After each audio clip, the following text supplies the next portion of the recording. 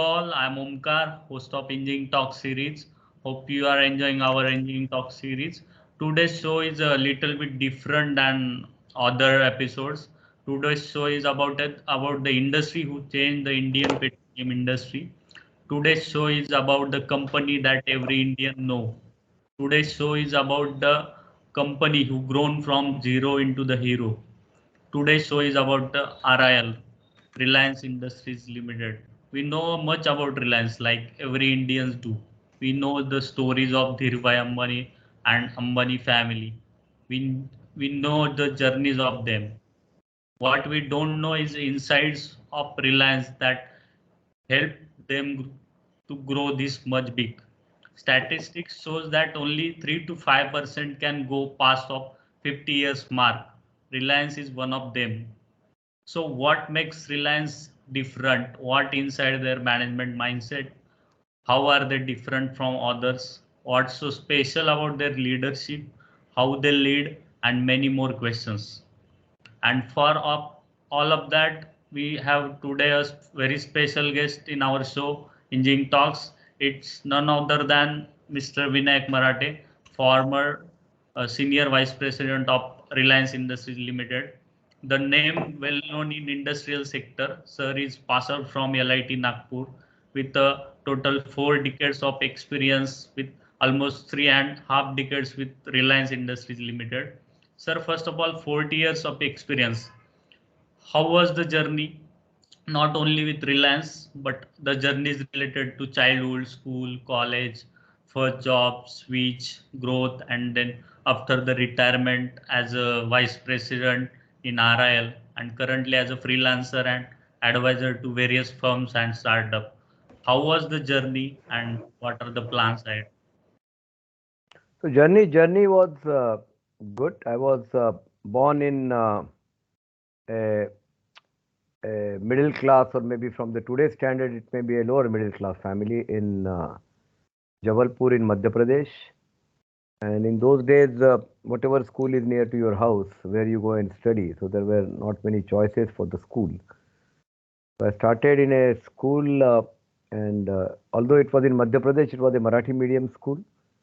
It was called the Nutan Marathi Vidyalaya, and then there's the Maharashtra school, another school. So I did my matriculation from the schools, and I may not be the top student, but I was a good student in school. And more importantly, I was very active right from my school days. So I was general secretary of my school. There used to be the election in those days, not like the brilliant student will become the general secretary. So there used to be the elections in the school. So I was involved in that election. I won the election. I was general secretary. Then I passed out with reasonably good mark. In those days, there was results used to be very strict for the matriculation. I remember it was only 21% student who had passed in entire Madhya Pradesh in that matrix. So if you look at the student who had passed in first class, that list was very small.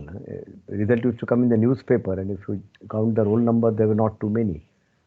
Of course, I got a good rank in the state, and in those days, getting 79% mark was maybe the merit list was closing at around 80% mark or something.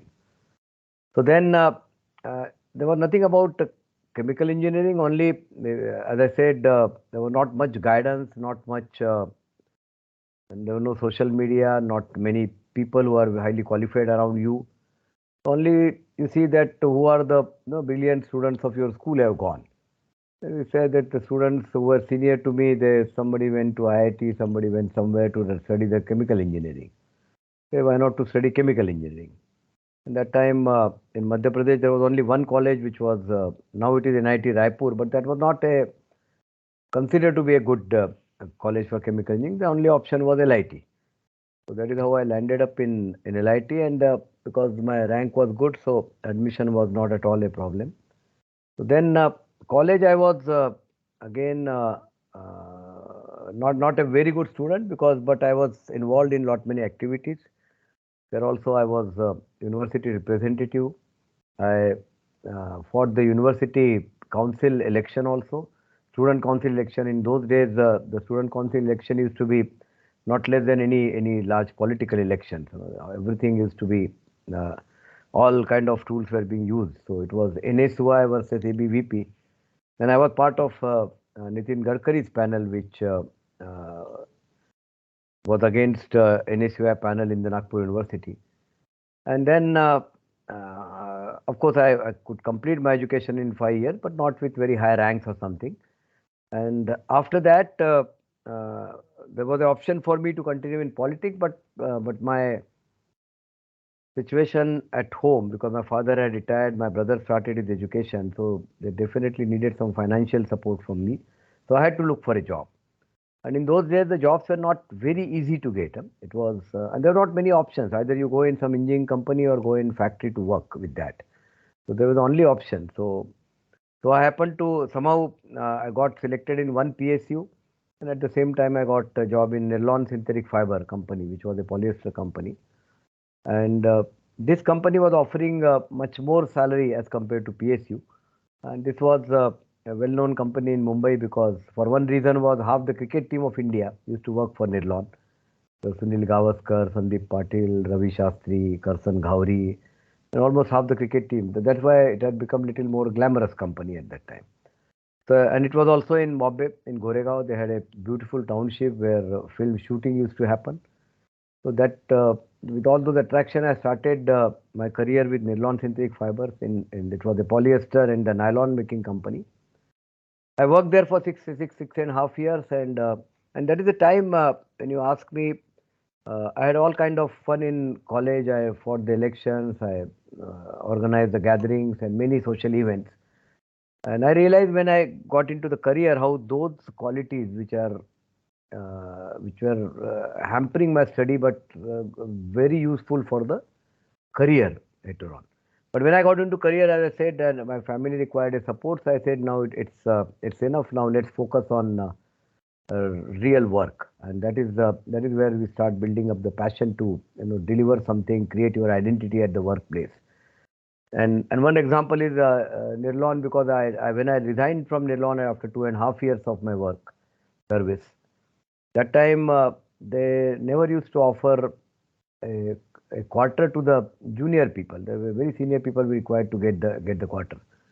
And my one of the reasons for resigning, I said, hey, whatever you are paying me, it's a good salary compared to many companies in Mumbai.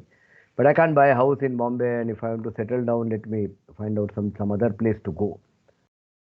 So, but that because I had put up a good show in last 2.5 years, and in no case company wanted me to go. So then they said, as an exceptional case, we'll provide you the house, and maybe you will be considered for promotion and all that, and if you continue.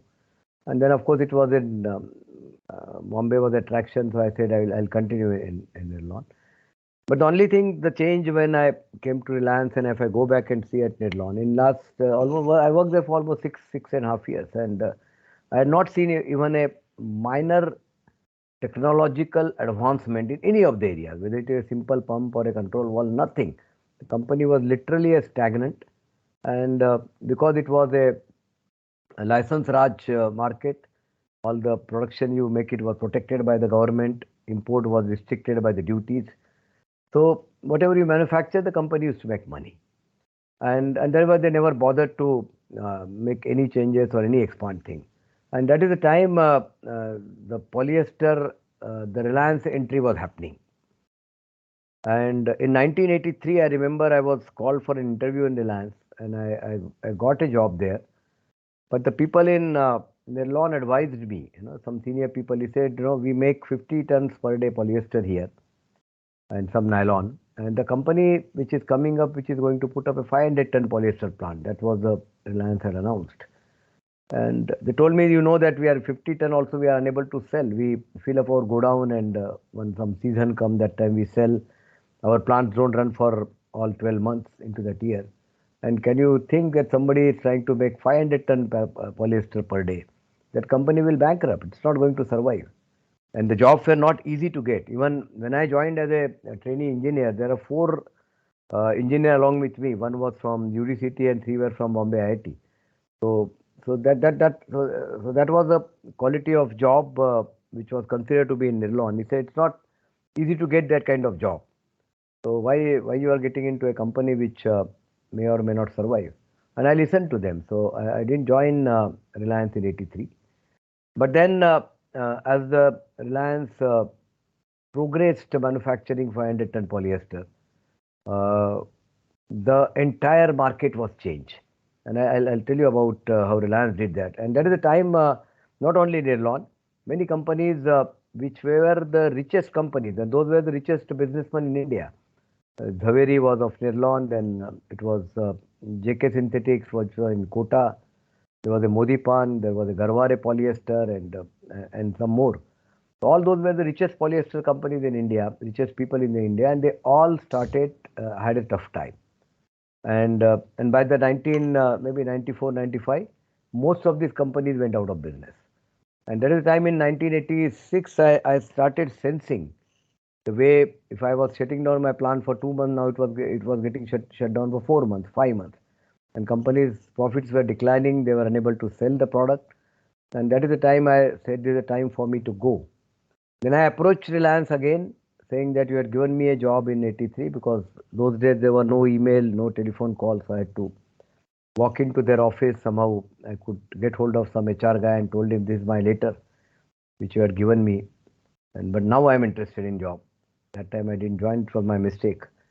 So they were already in need of people, and they honored my job which I had got in '83. But they said you will have to again appear for interview. We are conducting in next week and come. And somehow I got job in back in '86 in Reliance. And when I came, so that was a journey of nylon. Then when I joined Reliance, then that time what I realized is this 500-ton polyester. It was not a n plus one. There were n number of companies, and plus one was there. It was not like that.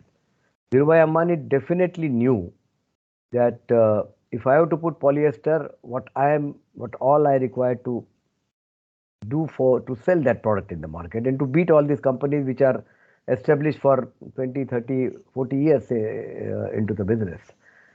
And one thing in those days, the polyester was because cotton was never a developed product. You used to have a cotton shirt, and where your cotton shirt will get torn, it will require iron every time you wear it. It was not a long lasting, and all these qualities were there with the polyester. He said, "Isko press karna nahi padta hai. It is a long lasting. It looks attractive," and that was a fabric which was aspired by the people. Having a one polyester shirt was it was a symbol of status in the society. Gifting a polyester sari to your wife was considered to be a very premium gift. So Dhirubhai definitely knew that people aspire to wear a polyester, but why they don't do it? Because they can't afford it. There was a huge duty on polyester, and because that was government source of earning money. And then his plan was, if I can make the product available to the people at a cost which they can afford it, why not more people will buy it? And that was the formula at which this 500 ton, and one of the reasons was the economy of scale. Nobody was having in the country a polyester batch reactor more than 10, 15 tons a day. And that is the time the Reliance put up a 90 tons per day continuous polymerization plant, which nobody had it. Technology was existing in the world, but nobody had risk to take that technology. There was a very raw kind of instrumentation system. DCS was not there till that time, but there was, they used to call Taylor Mod 300, which was the latest instrumentation. Those systems came there. Nobody had the ability to make polyester other than DMT. Reliance had put up the plant which can be easily converted to PTA, and those were converted. And those were converted when nobody was making PTA in the country. It was a courage of Mr. Ambani that yes, I'll able to import the PTA and will run my plant PTA. Because if you make the polyester from PTA, it is much cheaper in production. It is much better quality than DMT. Losses are much lesser. There was no company like Nirlon. I was working there. Used to be power failure at least twice in a month, and one power failure, it will take 5 days to get back to the quality. So almost 10 days production is lost, and you're producing only 15 to 18, 20 days production. And that is time Reliance had complete power backup of their own. There was, in those days, there were no other fuel than the diesel for the power generation, but those were there. So he knew that a polyester plant cannot afford a power failure. So there was a backup power available. And with all these changes, economy of scale, better technology, continuous polymerization, raw material, reliability, Reliance could sell the polyester. And by the time Reliance entered the market in 1985-86, all other people had to go to the market saying that we'll sell you at 1 rupees less than Reliance. Then only we'll buy your product. And ultimately, these companies went on becoming sick. So that was the foundation of Reliance. In those days, there were not many union problems. Reliance had a very special task force to manage the union. There was a company opposite Reliance, which was Orke Polyester, and Mr. Kapal Mehra, who was equally ambitious as Dhirubhai Ambani. But that company could not sustain the union issues, although they had put up a very large capacity, not as large as Reliance, but reasonably large plant, reasonably modern technology plant. But they could not sustain because of continuous trouble of the unions into that area. And there was another front which was very effectively being managed, that management said we don't want a single ton loss on account of union problem. You handle them whatever way you want to, but we don't want to that happen. Because that was the basis for the further growth of the Reliance. And that is how Reliance dominated market. Most of these companies closed down. Some of those were taken over by Reliance. They operated for a few years, and then those were closed down. But the ambition of Mr. Ambani was, he said, it's not only the largest producer that may not sustain my business for a long. When I'm a largest producer, I have to be the least cost producer. Today, all our imports are protected by the government, but the tomorrow, and that he believed that someday or other this economy will open up. And that time I will have to be globally competitive, which I cannot with the existing operation what I'm doing. And that is how the backward integration started. They said if I want to be globally competitive, I can't depend upon importing every raw material. I need to have it's my own. And that is how the Reliance venture into the petrochemical started. Then the PTA plant came in Patalanga. Then there was another linear alkyl benzene plant came in Patalanga.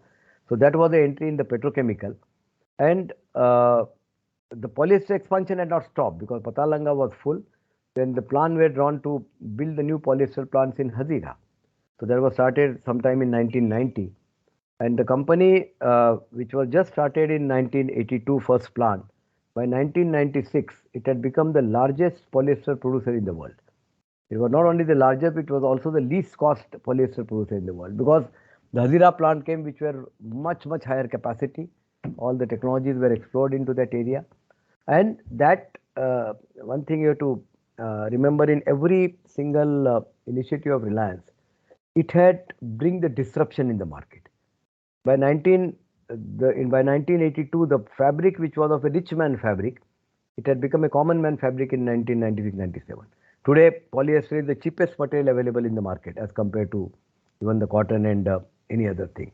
So that was a transformation which happened into the society. It was there was no import of polyester was required. Country was self-sufficient in filling the need, and it is low cost. The polyester, what at the cost at which it is sold today, is cheaper than what was sold in 1980s. That's a change which happened. Then the second wave came, which was again the polymer. I remember we used to go to the milk center with the glass bottle. We used to have a metal bucket or metal mug and the glass and other things at the home, because polymer was again a rich people material. I happened to go abroad in sometime in 1991. That time there was not many polymer plant in India. And we used to get, I used to see that the juices are sold in very fancy polymer bottles, and the use of polymer was so extensively happening in Singapore and countries, and that was not even seen. It was like when I bought some empty juice bottles to show this is how the fancy bottles are available. That time the Nausil was a company which was one of the topmost companies in India, and Nausil used to recruit people. They used to interview top 10 rank holders from IITs, and among those top 10 they used to recruit the people. So starting from the GT to CEO, everybody was a very high in academics and passed out from IIT. That kind of intellectual ability which was in Nausil. They were also the highest paid company in Mumbai. It had also a stake of Shell in the organization. and they were minting money out of all this polymer which they were putting up. Another company which was started by government that time was IPCL. So IPCL had plant in Vadodara, Nagothane, and Dahej was about to build up. So there was only two people who were manufacturing the polyester with the polymer, which is at much lower capacity. And the story was same like polyester.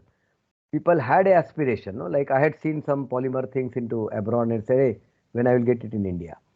So people had a aspiration, and today see that how the polymer has changed their life, including plastic bag and everything. But it was not affordable. It was a very, very expensive thing which was existing that time. So that is the time again Hazira expansion was decided to put the polymer plant. The cracker which was put, which was 10 times bigger in capacity than what NOCL or IPCL had it. Nobody had imagined that scale of production, and one after other. And that time, because the cracker was delayed, but the polymer plants were ready. So that time, I think no company would have done that kind of a courage, where Reliance was importing ethylene, Reliance was importing propylene and making the polyethylene, polypropylene till the cracker was not ready.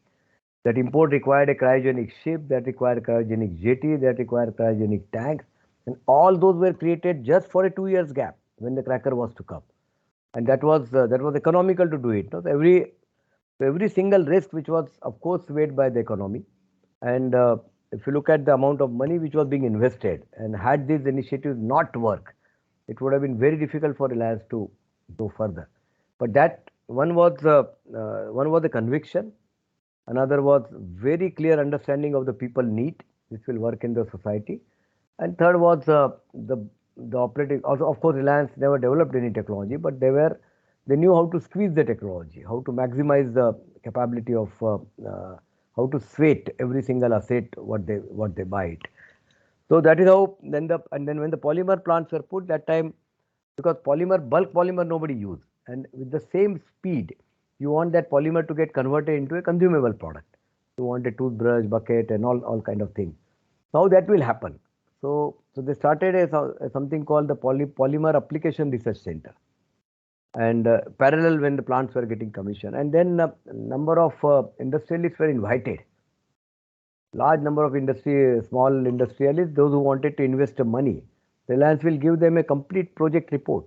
If said, yes, you are willing to invest the money, this is the polymer we are making, and these are the products you can make.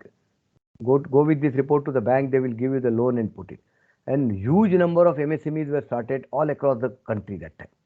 So many people, got the job. So thereby Dhirubhai Ambani used to say that one direct employment creates 50 indirect employment. So when people earn money, they spend money. So this was direct employment, and so many MSMEs direct employment started. And that is how the polymer became the way of life. Again, it brought the disruption in the market. So that was the second example. And then, of course, the plant kept on growing, and then was a global competition. So bigger plant came in Jamnagar. So they never stopped into that area, because you have to all the time see that, and all the time Reliance always believed that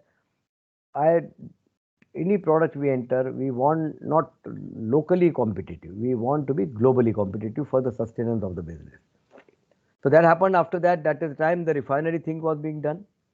And the refinery was much bigger challenge. The amount of investment which was required, had it not worked, everything else would have been a trouble.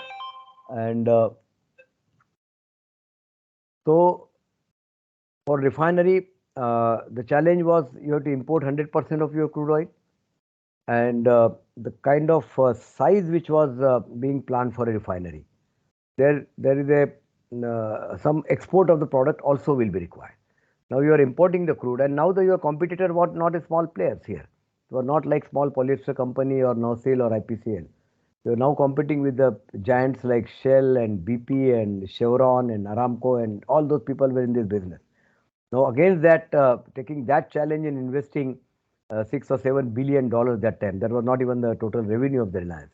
The amount of money which was being invested in the refinery, importing a crude oil and making the product.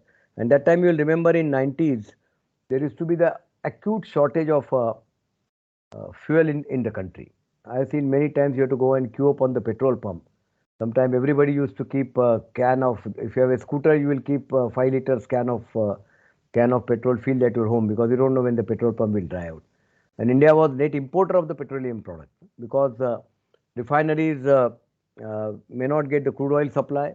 Economy of the country was not that good. Suppose you have to import the grain, then you cut down on crude oil supply.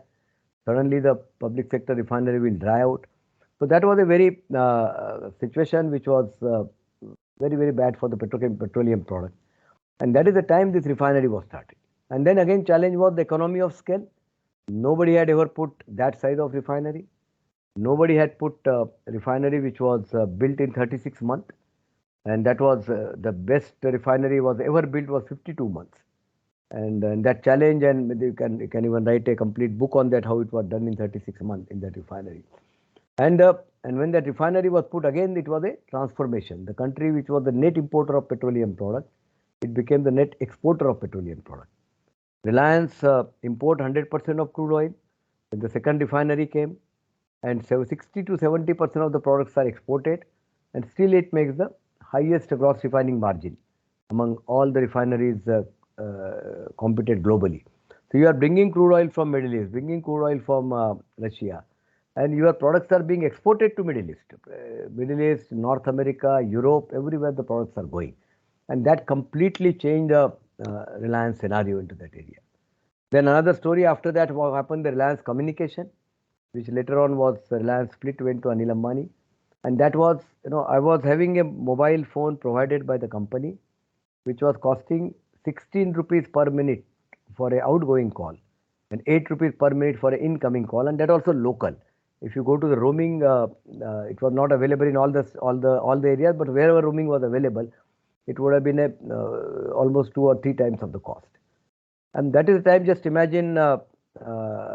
Ambani said, can we offer a call to the people which they can afford? Because only very rich people, even I was being a plant manager, I was not able to afford the mobile had it not been given to me by company at that price. And that was another very, very risky kind of $6 billion investment to make the mobile affordable to the people. And then and it was a kind of another story which started. And again, many people, many management graduate, large number of technology companies, they were advising that mobile growth in India is hardly 2 to 3%, and investing $6 billion with that growth, how you are going to survive? And that is the time Mr.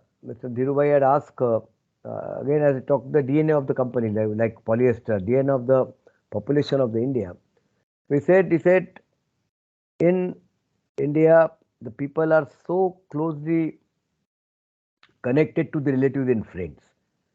So they would like to remain them connected all the time. And if you can offer them something by which they can remain connected, तो बोला एक रोटी कम खाएगा लेकिन mobile जरूर charge करेगा, SIM card जरूर charge करेगा. And so you have to make them affordable. And then he said that is how theory had come. Then he had asked how the people remain connected today. What is the cheapest mode of communication? Then somebody said it is a postcard. Postcard which is available at 50 paisa postcard. And he said how much you can write on the postcard that can be spoken in half a minute. Yes. So if I can give a call at 50 paisa per minute, why not people will utilize that? And for making that call available, then kind of technology, then kind of infrastructure which was required, which was almost a $6 billion. And that was the largest risk. Which I said we'll go ahead with that. And then what all happened after that is a history. It brought the huge transformation. Even and his target was not people like me. His target was all my plumber, carpenter, and all my housemaid and drivers, and they all should be holding the mobile. And that is what they can afford it. That there used to be the advertisement that the farmer is working in the field and wife calls him, and he calls the wife. Now I've done my job. Please come with my food, and then we'll eat. So that kind of social transformation which was required. So that is all. So basically, it was the ability to the risk.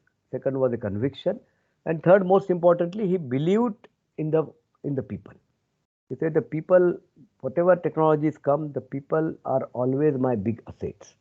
And Dhirubhai used to say, when there is a performance challenge, even the ordinary people do the extraordinary job. And that is what I told about Nausil, where from GET to CEO, everybody was IIT. So Nausil were having a all top IIT student. Reliance may not have those. Reliance had all students coming from all kind of areas. But then I used to say, but Reliance had Dhirubhai Ambani, which Nausil was not having. Dhirubhai used to say, we are not in a movie business. हमको star का जरूरत नहीं है, हम यहाँ zero से hero बनाते हैं. And that is the strength of Reliance today. I am sitting in Oman when I am talking today. I am visiting consultant to the largest refinery in Oman here. And that all my value in the market, all my credibility of my knowledge, which is just it's like a brand. I spent so many years in Reliance, so I have to be good. That is what people believe outside the. And you find any single company you go anywhere in the world, you will find a large number of people which have moved out of from Reliance. So, and then it's going on. Now it is in the renewable energy and many other areas Reliance is entering. So, the journey hasn't stopped. It will continue as the newer and newer challenges come. But that journey, the objective continues to remain the transformation, where you bring something disruptive. It is not N+1 business. It is something which will change the entire scenario, which will be, that is why Dhirubhai used to say, what is good for India is good for Reliance. So, yes. So I want to ask one thing. What is one top thing that helps Reliance to manage or disrupt the traditional industries and establish Reliance as a leader? yeah, that is, I told, one is the ability to take the risk, number one. Second is the conviction that whatever risk I am taking, it will work. And third is adoption of the best technology. And fourth, I will add the trust in the people. That you make the, just believe in people and they will deliver for you. Yes. So, Do you have any special memories related to Jamnagar refinery? see, Jamnagar had, I told you, it can be a book which was written. But when it was talked about a 36-month commissioning, and when it was being discussed, so what they said, even if you hire all the cranes in India, even if you hire all the JCPs in India, so and open up all the fronts for construction, we will be short of that. So that time Reliance decided, fine, why not to go and buy it, all these equipment, whatever are not available. And today, maybe if you look at the plant and machinery, Reliance has the largest number of fleet of all these material which they are hiring to other industries for work. So, one by one constraint which were there, because if you commission the refinery 16 months in advance, and just imagine if you are going to make whatever money you are going to make out of projected benefit, those benefits come for additional 16 months. Your project cost will literally go down to half. That much benefit you are going to get it. So that much money was available to make the resources available. You can buy a consultant, you can buy the equipment, you can open the front at a time. It had never ever happened in the history of India or even the world industry where 90,000 people were working at a time in the construction. And but when it came, then finally, then they said all this is fine, but then there are tanks which are of the football ground in Jamnagar, which was more than 100-meter diameter tanks where you can play cricket match or football inside the tank. Now, it said those tanks cannot be built outside and shipped. Those have to be built at site. Then there are, when you connect the piping in the chemical industry, there are spool pieces, which you outsource to fabrication. The amount of spool pieces required was not possible to be get it from all the fabrication shop together in the country. They said you need to have your own pipe fabrication shop, which are required, and you need a skilled people to fabricate the spool. And there are many more such requirements. So then it said, then there was a constraint which was said, we do not have enough people to do the job. That is the time management said, it is a country of 120 crore people. How can you say we don't have people to do that? But they say we don't have a right skilled people into that area. They say what kind of skills are required? All these fabrications, tank building, and where all these skills are taught? They are taught in ITIs. Why not we open a ITI kind of a center in Reliance? If you go to Jamnagar, there are big craft training centers. A large number of machinery we bought, and the boy is studying in ITI for 2 years. Practical experience he is getting only for 3-4 months. If you count all the hours person is working. He said, let's recruit the number of apprentices, get the teachers from ITI and wherever there, buy the machinery on which they are trained, and by the time civil work is going on, start training these people. And that is on the craft training center, the Reliance created a huge amount of workforce, which was fabricating the spool and doing that thing. And now all those people who worked, there were thousands of them, they all are the very highly paid international workmen. Wherever any projects are happening, these people are always in demand because they had built into that. So that kind of thing where they said people from creating a ITI kind of a situation, training the people into that area, making them work and then making them work for their life, not only for during the project. So that was something. Then there was a big cyclone happened when some cooling towers and something was built in Jamnagar, and in that cyclone, everything was damaged, including offices and everything was damaged. And now people started giving up the hope how this will happen into that area. But then again, the task force was said, no sir, we will recover from whatever has happened into that area. And so that all otherwise it could have been even less than 36 months into that area. Third thing on the earthquake resistant, with Ambani sitting in United States and 2 o'clock in the night, he calls Mukesh and other people to say, what is my earthquake design for the refinery? It's around 7.5, which is we have studied through the experts, geologists and all that. He said, that all is fine, but can you make it little more? Can you design at 9 Richter scale? Then they said, but it may cost more. Rubai said, I never asked you how much it will cost more. I said, technically, is it possible to do it or not? It is possible. Whatever extra money is required, leave it to me. May require another 1,000 crore. Just leave it to me from where to bring it. But go and do it at night. And then when the earthquake happened in Jamnagar in 2001, and that is the time nothing happened in refinery except for a couple of compressors tripped on vibration. Otherwise, entire refinery kept on operating. So there are many such stories into that area. Another big thing, because there were not many people available trained in refinery. You could get some good senior leaders from IOCL and some other places, but at the level of shift operator, engineer, and not that level.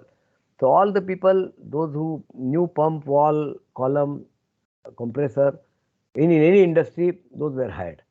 And that was a mammoth task to train them to make the refinery people. If you look at the Reliance refinery senior people, none of them had worked at that time.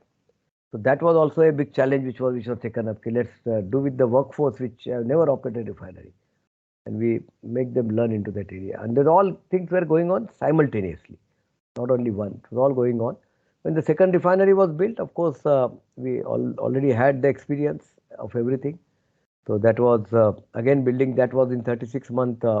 Of course, that time there were other challenges because the way people were available for the first refinery, it was difficult to get that much amount of manpower because nobody was willing to come, because by that time a lot of infrastructure development had started in India and people were getting the job in their own state. So why they will travel all the way to come and work as a workman? And all the equipment, if you look at the refinery, L&T, Godrej, many. So wherever, say today we talk about Atmanirbhar. So that time also Reliance used to say whatever can be made in India, let's make it. If a company, if L&T had never built FCC reactor, which is the most complex reactor in any chemical process, but he said if they have potential to do it, let's give them an opportunity. Today, after that, L&T has built so many reactors all over the world. But that was opportunity was given to them. Only very specialized proprietary equipment came from outside. But large number of things happened in India. And Reliance did the hand holding of those. Because when you select a vendor, he said, I have never done this big job. I say, if you have conviction you can do it, we'll help you. And that is how many vendors developed. Many companies from 3 crore turnover as today operating at 3,000 crore turnovers today. So, okay. Yes. Yeah. Mhm. What are some of the lessons that you learned at job that were very helpful for you in your personal growth?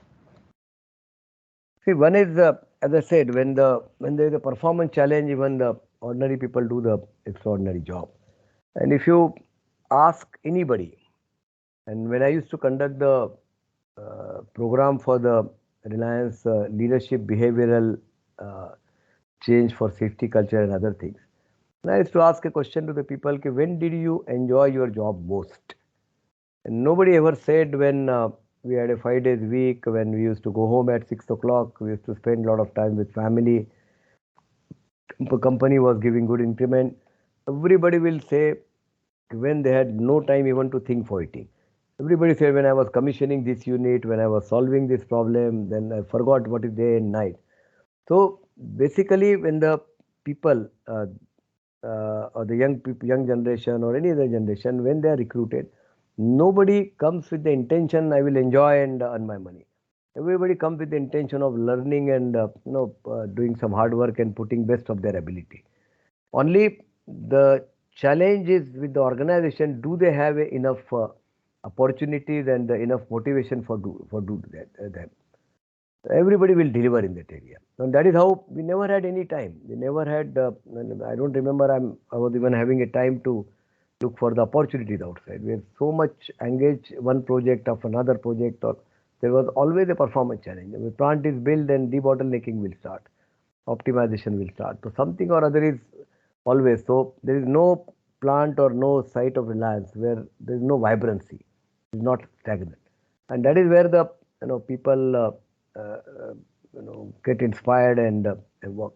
Everybody has an aspiration to contribute something. So that is what I learned. If you work with the passion, and I used to go for recruitment in there are all the IITs, most of the NITs I visited. Last 15 years I was doing recruitment for Reliance campus recruitment. And at one place, one of the professor asked me, you just take 10, 15 minutes interview. What you see in the students? And one professor in IIT Kharagpur, he said, "Can you explain me in one line?" I said, "Okay, let me try." And then I told him, "Yes, in one line, if you want to answer, only see we look for a passion. Everything else can be taught." So, so the only one thing for anybody who wants to succeed, and that is why I used to take a session, my GET network, GETs who used to join in Reliance, and today they are all over the world. That is one of the best network I have today, and I really admire their commitment. So I used to take almost whole day session for the all the fresh engineers who used to join in Reliance. For 10, 15 years I was doing that. And that was on managing self. How do you create your identity at the workplace, wherever you started? And once you are able to do that, then you don't have to look back. Okay, once you are passionate, you will never become, well, you will never lose your passion. You continue to be passionate in whatever job you go. Of course, you are not married to you. We always say, love your job, not love your company. But for loving your job, you have to love your company also. But not necessarily, you're not married to Reliance. You're open to that. But whatever Yes.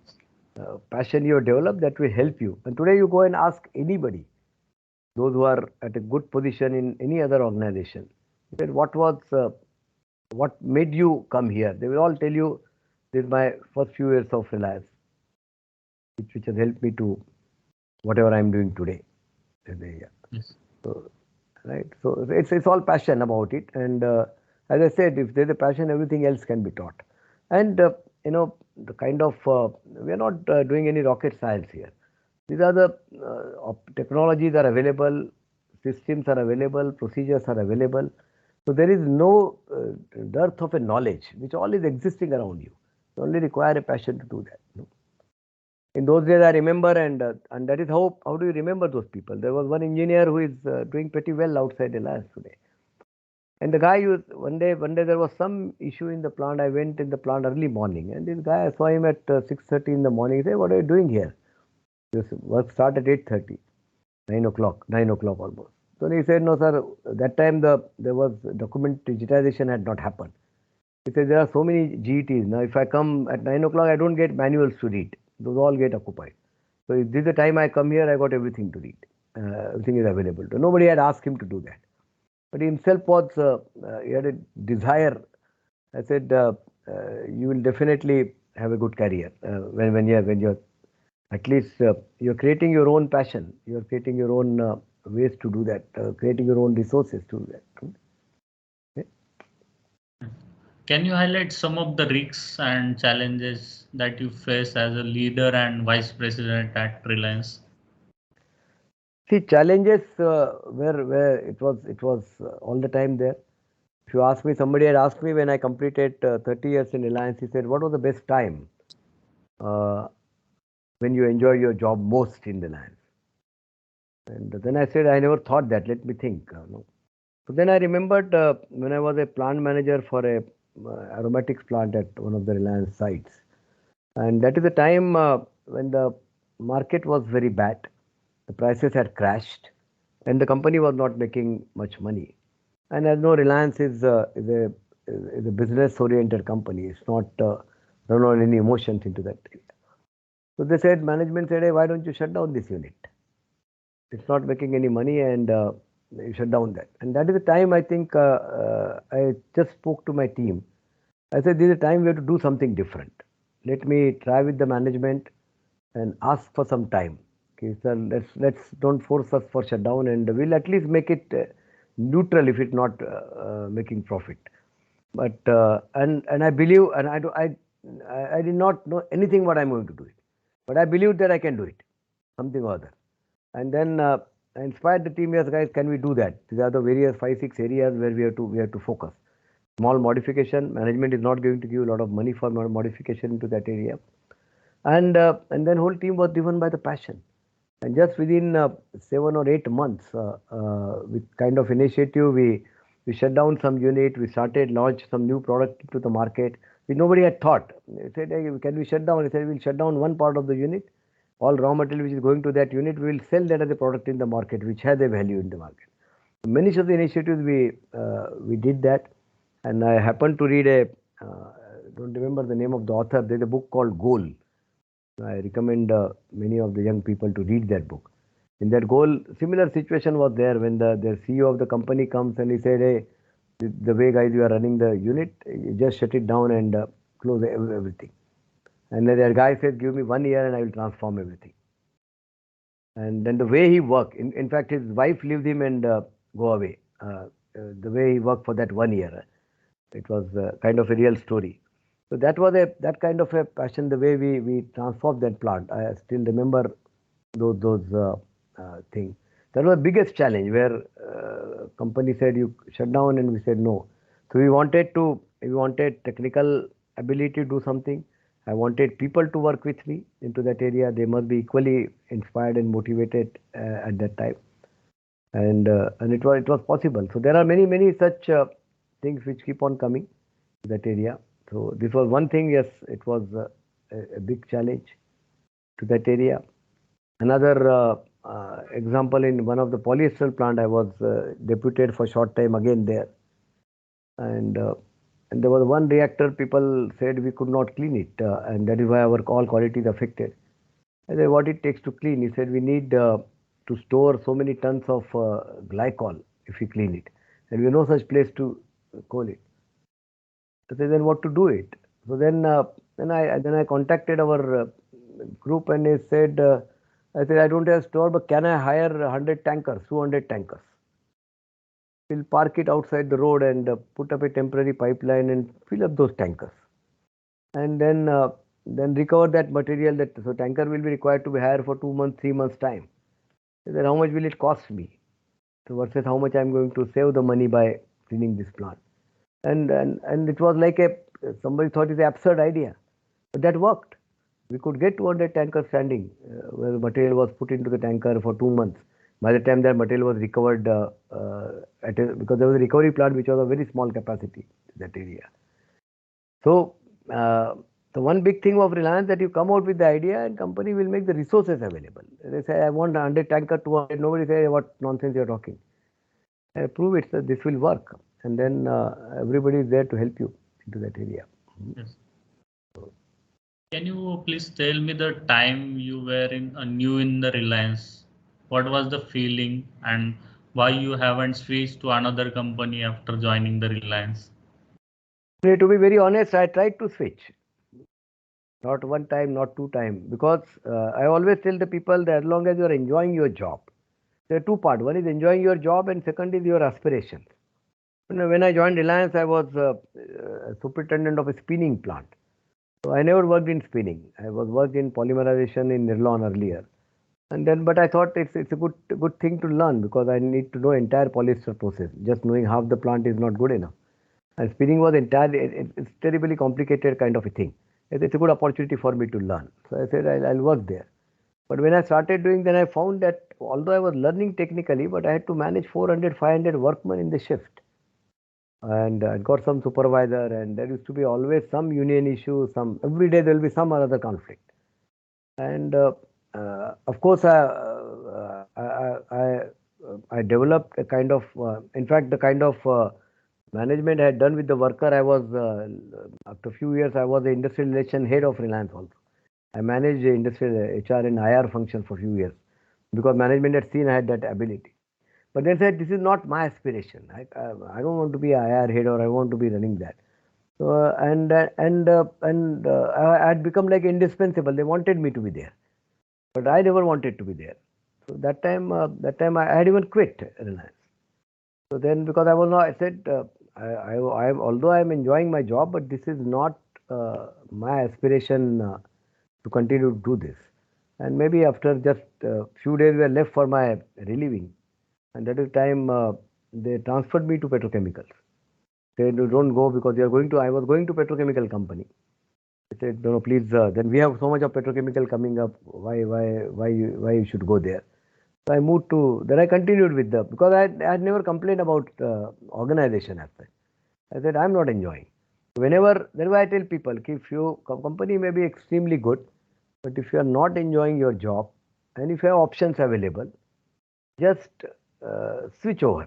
That time, ability to take the risk must always be there. It may be a larger company, I may be going a smaller, but it's fine as long as I'll enjoy my work. It's always good to change because don't remain continue to work if you're not enjoying. Of course, if there are many times there are no options available, you got a lot of family compulsion, and that is why I always used to tell all my GTs all the time. You will never get every time. There's a quote which says, "The success is getting what you want, and happiness is liking what you get." Yes. So unless you are happy, you will not succeed. So what you want, you may not always get, but what you have got, how you can accept it and become happy into that area. So first be happy in what you got, and then success will follow. But the moment you say, no, this is not what I want to do it, but you want to do it and you cannot go out also from there, then whatever you got, start liking it. It's like how many people are in this world for whom their passion become or their hobbies become their profession. A film star and cricketers and musicians, how many of such them? You can just count on fingers for him. Yes. So that is the best thing. If you are born, if you are blessed with the special gift from the God, where your passion or your hobby become your profession. But that doesn't happen in 99% cases. Then for other people, you have to make your profession as a passion. If your passion doesn't become profession, make your profession as a passion. And that is what, and that only happens when you start liking what you do into that area. You may not get what you are liking, but you start liking what you do it. No? Correct. Could you please give us an insight about the time of 90s? What were the challenges then as a working professional in 90s? In the decade of 90? Yes. Yeah. The decade of 90, because the major change which happened was the globalization that time. And in the time of globalization, as I told, the companies which had not done much to remain competitive, like Nirlon, I was working, and many other organizations, they had to go out of business into that area because it's a global competition which was started. And of course, if you look at the India's GDP and also the per capita GDP, even whatever we were paid in the organization was not really much, where you can think of a very luxurious life. You can have a good life into that area. And major challenges were those because your cost of livings were going up, but at the same time, not much of the industrialization was happening in the country into that area. But fortunately, because I was working in a company which was continuously growing, so we were not much impacted in what happening, because Reliance had already, they had built every facility which can be globally competitive. All the impact which happened of the globalization, there was a stagnant period, but then finally you start getting the fruits of globalization after 2000. And if you look at the rapid growth which happened after 2000, not only per capita income, but of the individual lifestyle in the country, which happened. But there were not challenges, of course, were globalization, but at the same time, maybe late 90s, the service industry started growing in India. There was the IT kind of a revolution where India started participating a lot, so that happened. And in early 2000, and we are finding it difficult to get the good people for the core industry. Everybody wanted to go and work into the IT field area. But overall, if you look at the country, there are not really many after the globalization. Only initial transition where many people who never had thought of globally competitive, they had to shut down. But otherwise, most other competitive industries, they had got the many advantages of the globalization after that. Yes. Is there any lesson that you learned from someone who is junior to you, and that lesson is still effective in your life? See, there were, I'll tell you one incident. When I was the production manager kind of thing, and there was a guy who came to my plant as a summer intern. He was from College of Engineering, Roorkee. For some, that time it was not IIT, so he came as a summer intern, and then I came to know his father was IAS officer. He was a very senior position. He said, so this guy, I knew it's not going to work in Reliance. He has just come to get some experience. He will go abroad, study there, and that was to happen. So I said, why I should spend too much of time in this boy? Just say, I just gave him some work. And that time, we had no computer presentation. That time presentation would happen on the transparencies. It was the plastic sheets, and there was special paint to write on that. I told him, hey, you read all our manuals and make the beautiful diagrams of all the units of the plant. So I will use this sheet for training and purpose or presentation into that area. And then I never thought what he's doing it. And maybe after a few days, the guy came with a beautiful sheet, which I was preserving for quite some time. And I said, you never came to me asking for resources. In those days, it was not easy to get those pen and those sheet. And I said, how did you manage that into that area? So then he said, no, because he said, I did not want to bother you. So I asked so many other engineers, and they said, ek hi pen hai, milega, nahi milega. So finally I said, I went to the market and I bought it. I bought those sheets, I bought those pens, because I wanted to do that job, because you had trusted me to do that and do that. So then I said, this guy, he knew that he's not going to work at this place. He just wanted a 2-month certificate, which should have anyway got it. He was going to study there abroad. But then the commitment which was there, at any cost, he said, this is what I have to give. And he said, and he told me, my father had told me that even if you work for 2 months, do something which people will remember you into that area. Yes. So, and then they said this small thing, because financially I had no issue. I can afford to buy this sheet and the pen, and so I went to market and did that. So then I used to give an example to the people. I learned from him into that area. When बोलते हैं ना, what you call, ठान लिया तो ठान लिया, जो बोलते हैं करना है.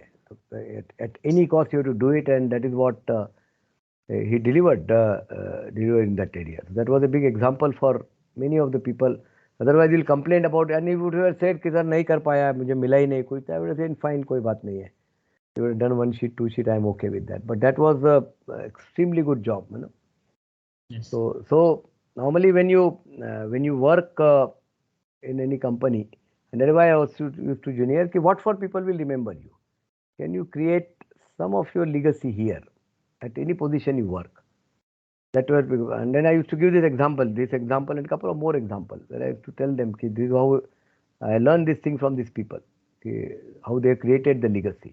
So I learned only, if you say what I learned from him, I learned from is how do I create my uh, footprints here, how the people will, what for people will remember from me. This guy just worked for 2 months and I remember him today also.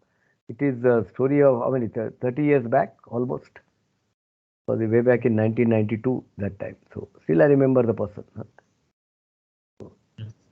So, sir, coming to the last question, Hmm. share your thoughts on the your future journey of yours. Any plans and possible challenges that you are taking up in upcoming years? See, Reliance, I worked for many years, 34 years. Then at some point of time, I said, it is good that I've seen one organization, but you know, before I think uh, I don't have a physical or mental ability to do a lot of work. Let me see other world also. So I decided to come out of Reliance in 2023 years back. And the whole objective was to uh, remain occupied and share some knowledge wherever you can. But I never thought because when I came out, then I realized the amount of credibility I have in the market, which I had never thought of while I was working in the close boundary of the Reliance. So, though I worked with L&T, I did a lot of work for Aramco. I helping one company in United States. Today, I'm sitting in Oman. I work with number of refineries, and and wherever I get opportunity, I go and share my knowledge. So I only believe that I'm not doing it for, of course, whatever I get paid for that, because nothing is anything you give free is not valued. So you have to charge something, although you may not have that intention. But the whole thing is that I believe that now this is a time for giving up to the society or giving up where it is required. So sharing back the knowledge whatever I learned to the best of my ability. So that is the whole objective the people can benefit in India, and especially I see many organizations in India which have never grown, or we'll say never work with kind of a optimization or kind of excellence, I can say, as compared to Reliance, and there are opportunities which are there. And the company which I am representing or heading India business, that has given me opportunity to deep dive in many of the organization. And I told them, yes, and I believe me, all these PSUs, and I have never negotiated anything with them. He said, whatever in your system you can, it's not free because it's not valued. Whatever your system permit, you pay me, I'll come. I'll come. I conducted so many workshop in IOCL to share my knowledge and improve their working. I said my whole objective is that why not every single company in the country which can operate with the excellence and the global competence, which we have a potential, but we don't do that. So I'm trying to do best of my ability into that area. So, and all because I've spent a lot of years in R&D also. So I'm also trying to build some good safety system in couple of R&Ds. You know, I had written one article in Chemical Engineering World about the uh, safety management in India's R&D systems. And after that article, I got connected with the DG CSIR, and he said, "Hey, why don't you help us?" I said, "I'm willing to do that. Definitely." I said, "I have no ambition of earning money out of that. Just I need a good team from your lab, which really passionate to improve the things, and I will help them out." So I'm doing some work with NCL now in Pune, trying to build the safety systems for them, which will improve their ability to do the research much faster after that. So and that is what you, one is it keeps you occupied. It gives you a lot of satisfaction that yes, you are sharing your knowledge into that area. So how long, I don't know how long, but the, as long as my physical mental health permit, it will continue to some extent. Yes. Yeah. So finally, sir, thank you for taking time from your busy schedule for this session. Surely this session will help a lot of engineers in the industry to grow more. Thank you. Thank you.